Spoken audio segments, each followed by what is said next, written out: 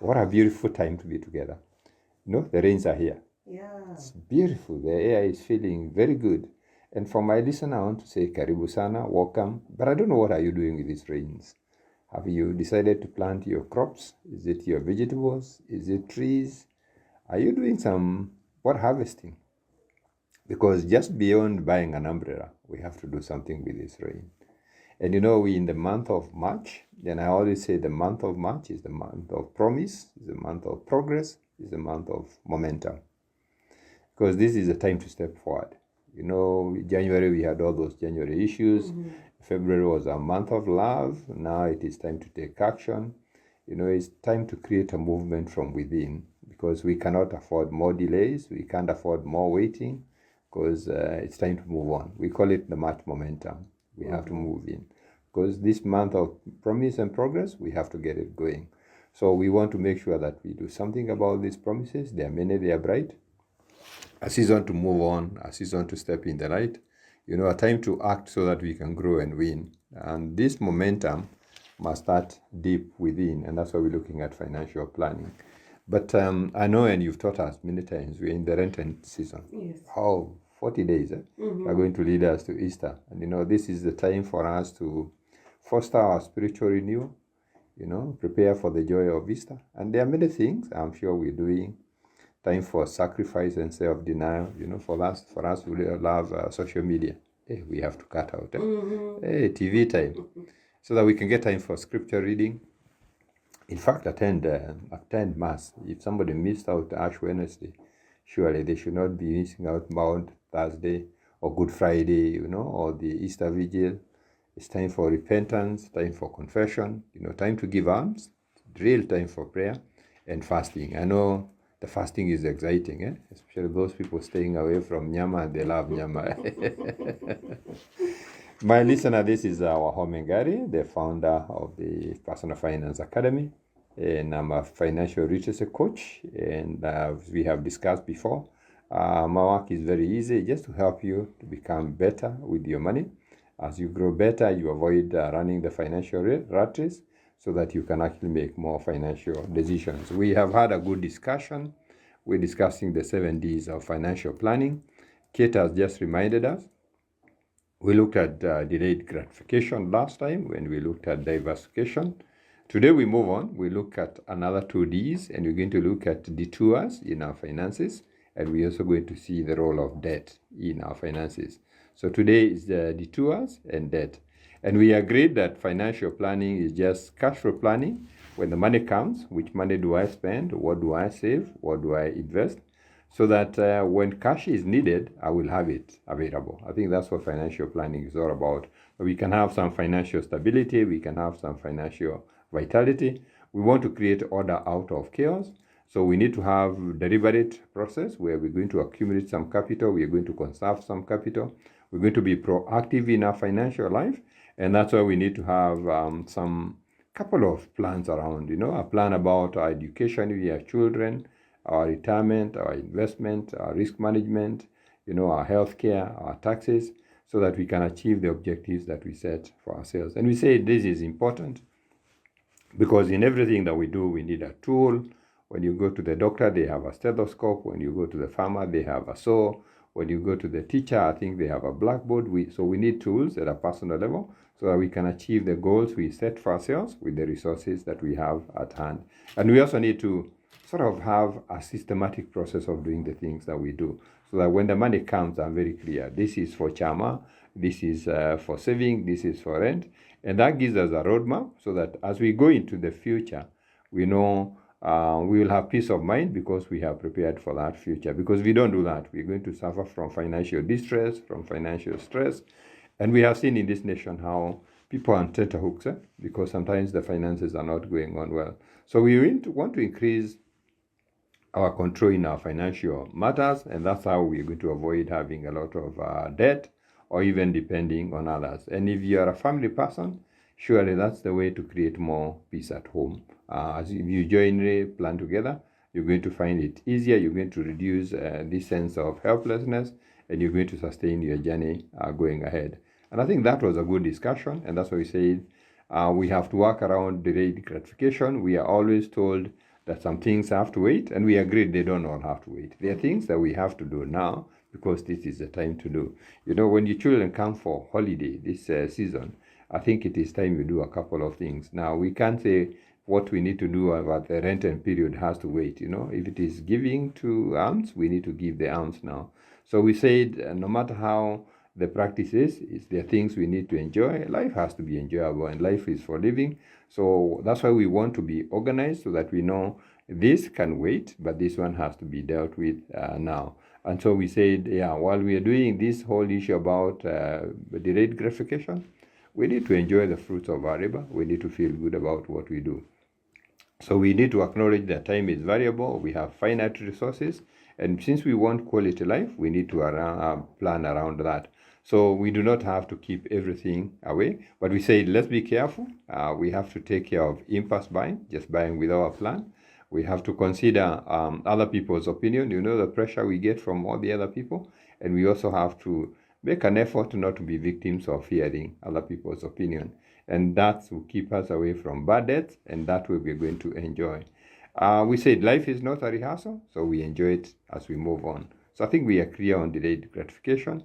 We also talked about diversification, and we said if you've been investing, it is important that we invest in different places. So if you're in shares, we agreed you diversify your portfolio, buy from different places. If you're in a money market fund where the results are steady, you also don't want to lose out in other kind of investments. So we say diversification involves spreading your investments across various asset classes, recognizing that each class reacts differently to the events around them. And this is the approach we use so that we mitigate about what we call market volatility. Because, like farmers are farming, sometimes there's crop failure, this crop fails, this crop is doing well.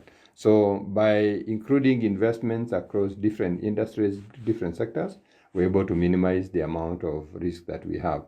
And that way we can control our emotions. You don't want to wake up every morning feeling bad. I lost here. You need to lose here, yes, but gain here. But you can feel good about it. So the future is unpredictable when you're investing, and that's why we need to diversify. And we agreed that there are many places we need to think about when we are diversifying our portfolio. We said you can invest with other people, and I know here we are good at this because this looks to be like our natural space. This is a thing we do comfortably. I'm yet to see a lady who's not in a chama. Yeah, I know Gen Z ladies are not there, but I'm sure it's a function of age. They will actually get there. I've even seen in church, the younger ladies don't join the women movement. CWA. But as age catches up with them, they find value for it. So, and it's a good thing. Most of us have an investment club because we want to be with our peers. It's not a bad place to be. I think we put in a place for the circle. I think it's an important. I know circles have had a bad bashing this year. Cusco lost a bit of money, but that does not take away the fact that circles are a good place. If you're retiring, I think a pension plan is a good place, joining in with others. Insurance is also important, and I know we have spoken about insurance. And we need to have a money market fund. Remember we talked about contingency planning, and we're going to mention it today. We need to have some money there. But there's no harm trying out in what we call the money multipliers. A bit of risk, but we need an expert to help us. Like if you want to trade in shares, I've been telling people shares outperformed all investments last year in the country. An average return, I think, of 56%. That's very, very high. But you needed an expert. There are people who lost. Despite that the market was that good, there are people who lost. So you need to have a good expert. If you want to try forex trading, you need an expert. I know there are people who are happy about cryptocurrency and bitcoins. But we need an expert there. There are equity funds that did very well last year. Some of them upwards of 40% per annum return. Again, we need an expert there. We have special funds in this country. We have funds like Mansa X. We have funds like Oak Fund. Again, good places, but you need an expert. I think a lot of people now understand government bonds and government bills and also corporate bonds. So again, a very big area. Real estate, and I know we advertise a lot of real estate. Again, another area. And there are many options in real estate. People doing Airbnb are in real estate. People who buy off-plan investments, people looking at rentals, people looking at RAD banking. You just buy land and leave it to appreciate over time. And there are people who have understood how REITs work, so they can get in REITs. Again, that's a whole investment area.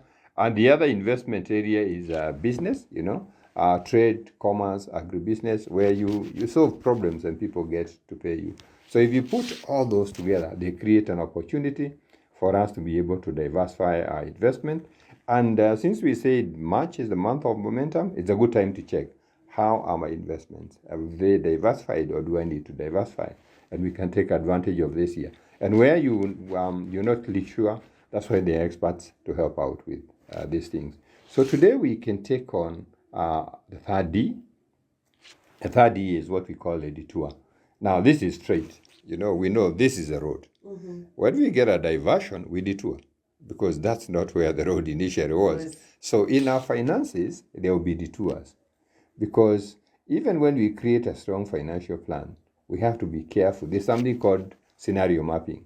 You're looking at what can change, what can be different. So even as you're doing scenario planning, then you have to put in some safeguards to protect against what we call inevitable detours in life. A life does not, I think they used to say in primary, it is not a smooth curve. Mm-hmm. Yes. Now that graphical that's not a smooth curve has detours. And I want us to think about financial detours. And there are two major ones that happen all the time.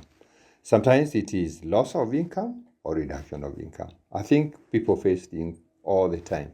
The other that happens, the detour, is when you have a big demand for cash that we might not be having it, which we call the financial emergencies. So if you're thinking about the detour that is loss or reduction of income, there are very many events that cause us to go there. But when they happen, that means we still have to go on, but we cannot keep the same momentum, or we cannot stay on the same route. Think about retrenchment, and that's a common thing.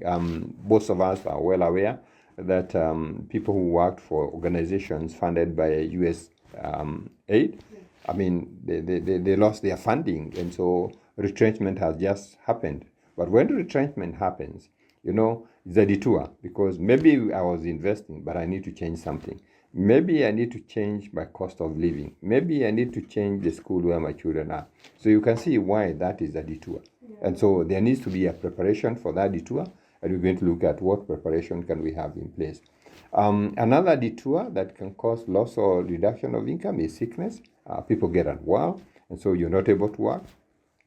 Maybe you run your business and you're not able to report to your business, so you cannot be able to continue making the income you were making before. So that's another detour that needs to be thought about, and we need to be able to say what are the safeguards for that.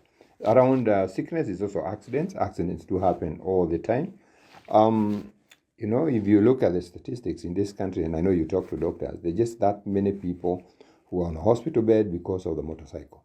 Mm-hmm. The picky guys? Yes. And you don't have to be the offending party, because they can come for you even when you're just walking on the street. On the right side. On the right side of things, Public transport is the other one that's caused a lot of that. But sometimes people just injure themselves in the house. You flip on the staircase and you fall and get injured. Sometimes on the in the bathroom. And so those are detours. They cause a situation where we're not able to continue working, so we can resort to loss of income, or can resort to reduced income. We have the unfortunate thing we call divorce. When families can't stay together. And so these people have been working together, they've had 2 pay slips coming home, they have had to go separate ways, and life has to go on. That's a detour, because the plans we had would literally have to change. We have situations where people get terminal illness. If somebody gets afflicted by terminal illness, maybe they're not able to do what they were doing before, or we need a lot of money to be able to take care of that. That becomes another detour. Business failure is a reality, and there are many reasons why businesses fail. And a lot of these, sometimes even the business owner is not to blame for it. I mean, you're doing your business very well. Now they need to construct the road, and all of you have to move. Or there's a fire, and there's nothing you'd have done. This fire has just come and burnt the business. Or there's a change in law. The way they change the law and businesses get affected. So when business fails, now we get ourselves into a detour, because we have to sustain our life, but not the regular way we were doing it. We have unfortunate incidences, the death of a spouse, that becomes a problem. We sometimes have legal disputes, you're running your business well, and you've seen even people who are landlords, and you get in dispute with your tenant. So you're not even collecting the rent you're supposed to collect from the place. Or you're not even going to continue to do farming because there's a legal dispute somewhere. We have natural calamities that are also caused detours, I know we've had rain for a day. Yeah. But if you have rain sustained for a week, flooding is going to become a reality. Yeah. And that affects a lot of people, okay? Many parts of this country, we suffer lightning. And I'm sure you've seen the consequences of lightning, we have seen subsidence, the ground just going down. Mm-hmm. Or last rainy season, the road from Mahio to Narok, parts of Nakuru, there were people whose farms just went under. And we also had landslide, just the mountain just moves. All those, and there are very many others, are what we're calling detours. And this will cause loss of income or cause reduced income. And that means we must have a plan of how to be able to deal with that. The other set of detours are events that demand cash attention. They need money that may not have been planned for. And this could be many things. If you TV just get damaged at home, any property damage, you have to repair it quickly. The children want to watch cartoon and stuff. You want to watch news and the programs, You want to listen to your the soap opera. So we have to repair that. If we lost our phone, I always ask people, how long can I stay without the phone?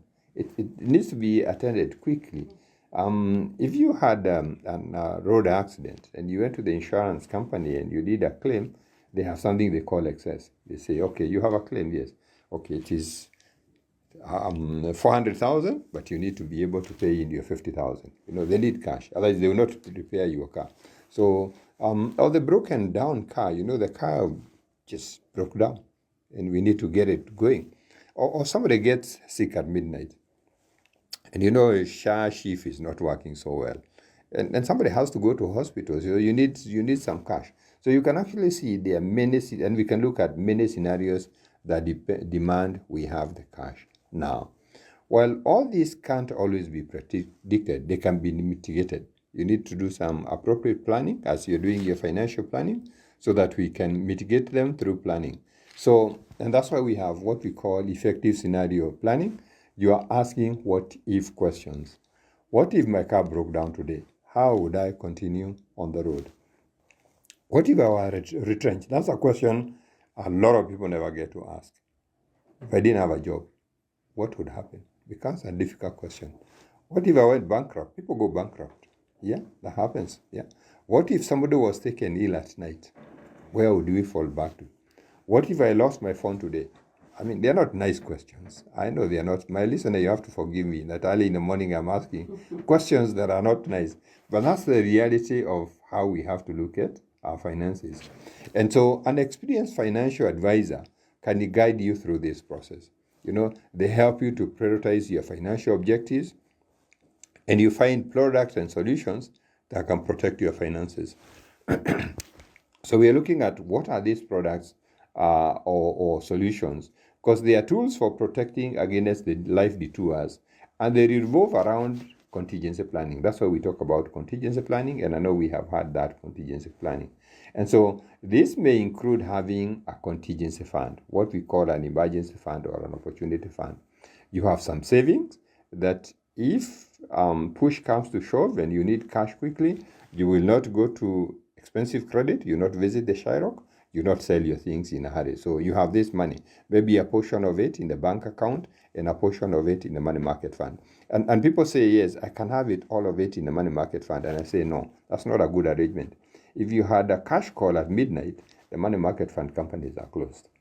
They cannot be of any help. That's why we need to have a bit of that emergency fund. And somebody asks, how much should it be? It should cover you for your expenses for 3 months. That if you did not have income for 3 months, life will continue. So that's what the emergency fund is. It's important to have social capital. People struggle with social capital, and it's a very simple concept. I always tell people, if last night you needed 100,000 shillings, who are the 5 people you would call? With certainty, they will give you that money. Who are the 5 people? Because if they are not there, then we don't have social capital. We have to build social capital. Why do we need social capital? If I borrow from my friends, I will not pay interest. If things are a bit tough, they can give me more time. So it becomes an easier way of doing things. So I'll avoid going to the Shylock, I'll avoid going to expensive credit. So my listener, I want you to start thinking about that. Who are these people in my life that I can support, and they can support me without maswariming? If I tell them I have a cash call, I have something I need to urgent fix, I need you to send me 20K or 5K or whatever amount, they will not have a lot of issues. That's an important one. People who use a credit card, I think that's another important tool that you can think about. I know it's got its dark side, but it's got a positive side, because your credit card is actually an approved loan. All it is waiting is for you to spend it. So you need to have it updated, all the subscriptions are paid point, and you have a good limit around that. And there are a lot of insurances that you might need an insurance expert to work you with, so that you can think about them. There's something called retrenchment cover. There are actually insurance companies in this country who sell you an insurance. If you got retrenched, they'll give you the salary for the next 3 months. You see, now they cover you for 3 months. So you're paying in retro, but if it happens, you will be able to get 3 months cover. There's life insurance, and I know we talked about life insurance before. There is medical insurance, because although we have the contingency fund to meet our cash call for the midnight, now we need something to pay the bigger bill, and that is where the medical insurance comes in. We have accident insurance, because while somebody has been involved in an accident, they are not able to work, and we need to have an income coming through. That is what accident and disability protection do. That's what kind of insurances they have. We need to have short-term insurance for our property. Yes, we need to insure the house, because when you insure the house and you insure the things in the house, your laptop, your phone, they'll get insured in that process, so you can get help. Yeah, and if you're buying motor insurance, ask your insurance person to buy for you excess protection. That if you've got excess, the insurance company will not ask you for more money. If you're in business, there's something called key person insurance. You're the one running the business. If you are not there, the business might need a bit of capital so that they can be able to help somebody else. So there's key person insurance. There's even business insurance, because business can get burnt, business can get flooded, business can get stolen. So there's quite a bit of work that we can get from the insurance. So the insurance person can be very, very helpful in that process.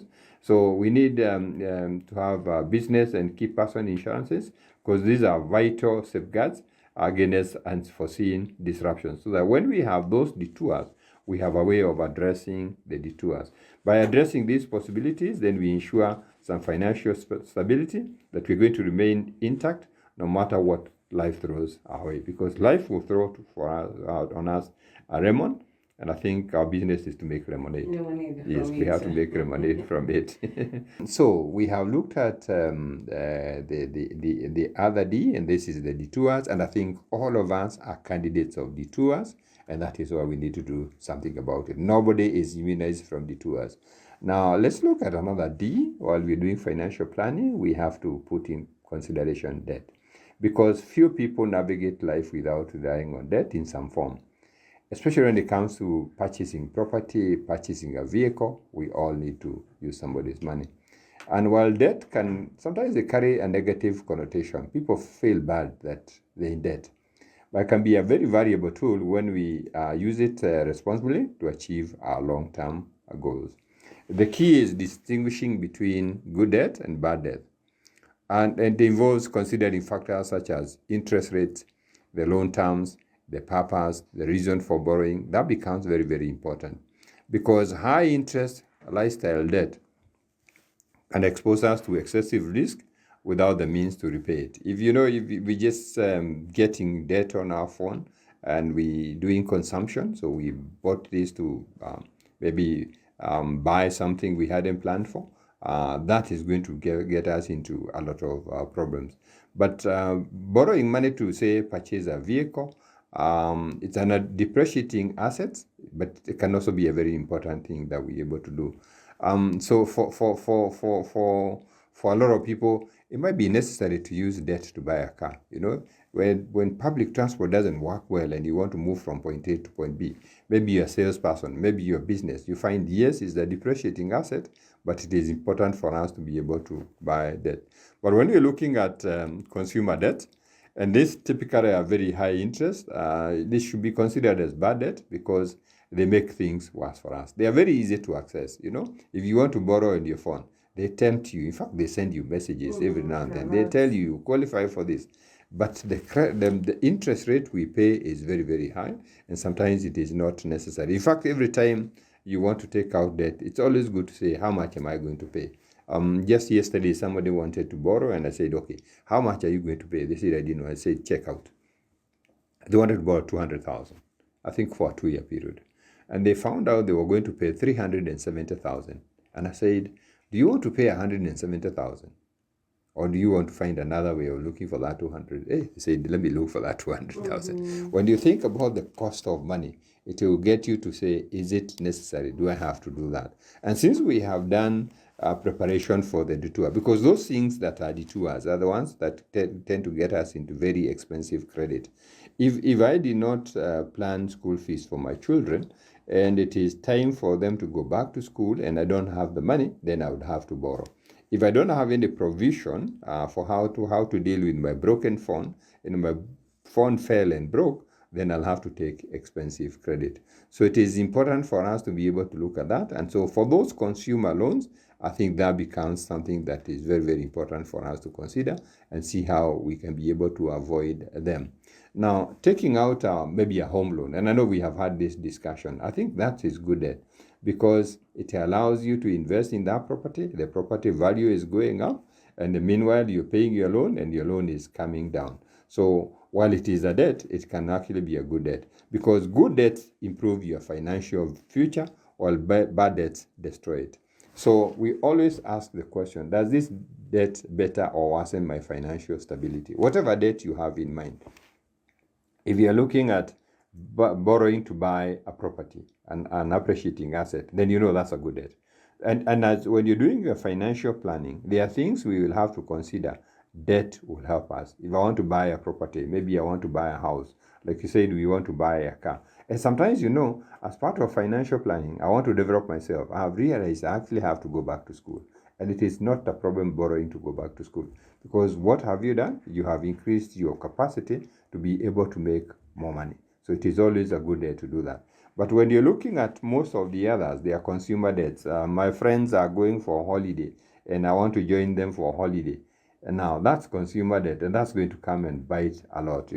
Everybody is buying a new outfit. Ladies, when you go for chama, everybody's got this kind of pots that I don't have, so I'll also have to buy them. Or even the kitenge, the kitenge that there's somebody who tends to bring it to where we are together, yeah. And I have no reason to buy it. All those are the things that actually destroy our future. So we always have to ask ourselves, does this debt better or worsen my financial stability? So when you're looking at financial planning, debt is a very, very key component. For people in business, they understand the value of debt. We have things like asset financing.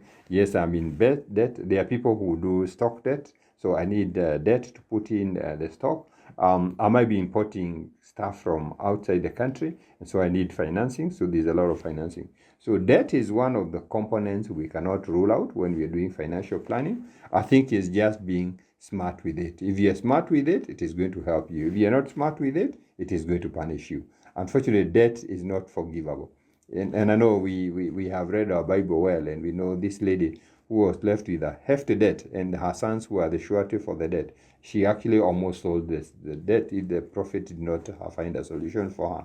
So when we get into debt, we should be prepared to pay. And we should not be shy about debt. We should not feel bad about it. I say, even the country has debt. Institutions have debt. So it's nothing wrong. The question is, what debt do we have, and why are we getting into debt? Because there are people who get into debt very easily, and that debt becomes very damaging for them. But if you're planning the things you want to do, it is not likely that you're not going to find yourself into debt. And that's why part of financial planning requires we build our debt capacity. Building a debt capacity means I am creating vehicles from which I can be able to borrow without paying a lot. When I join a cooperative society, I've created a facility where I can actually borrow maybe for 12% per annum. That's not a bad one. When I'm in a chama, and in this chama of us, we lend each other money, and we have some substantial money. I think we can be able to get good credit around that.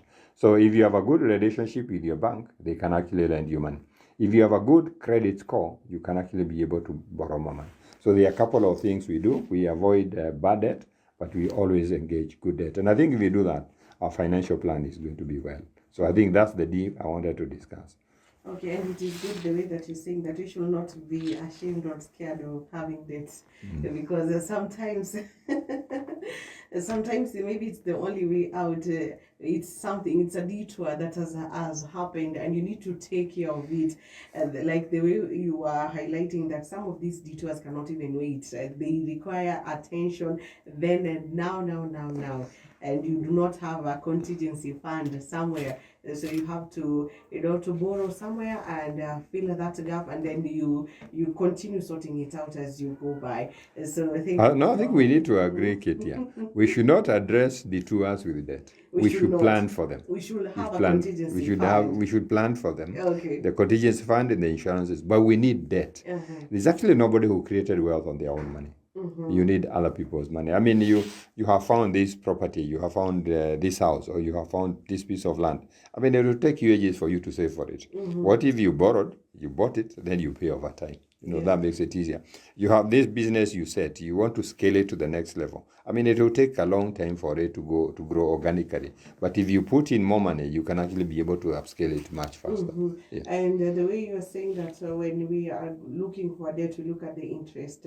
That is very eye-opening, because a lot of times we just look at the getting of the money and we do not look at the payment. And before we know it, we start lamenting the weight is too much. And there was this time when the money lending apps, they were on people's nerve, and they were calling everybody in the contact list, and it was very chaotic. I think until they had to come up with the law of safeguarding that and regulating that. So yeah, that is something also, Mr. Wahome, that we really need to be looking into. Sometimes we are so desperate that we do not even want to think about the interest rate, but the moment you highlight that, so we will always be keen, how much am I paying? And how much does it count?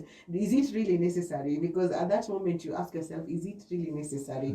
So, and also on the social capital, I think it's also good to mention that we should be paying our debts. That is what destroys the social capital.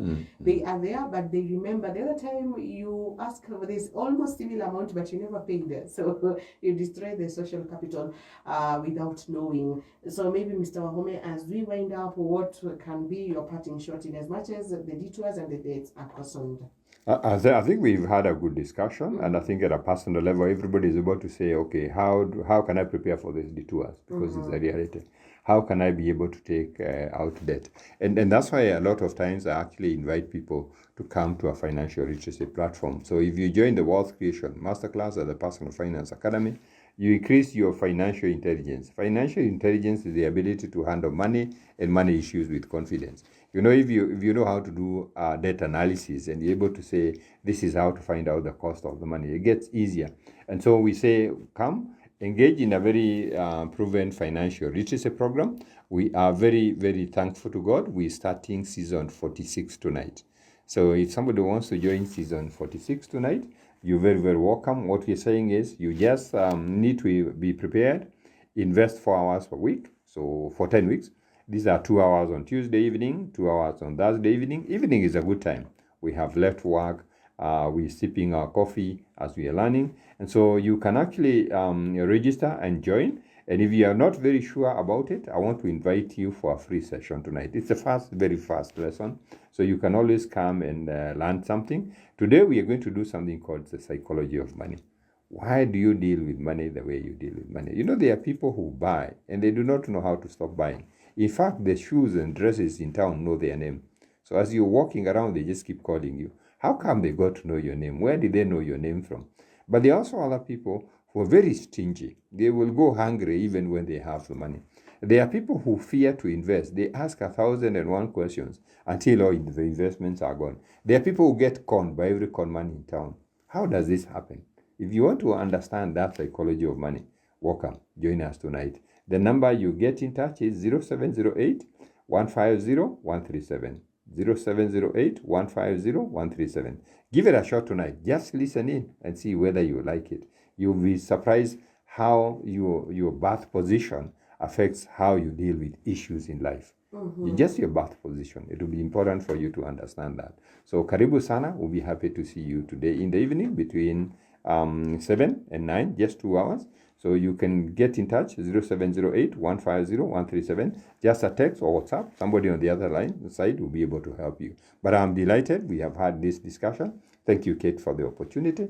I know now we can deal with dates as we plan, and we can deal with the two. As God is giving us chance, we'll look at a few other Ds as we go on.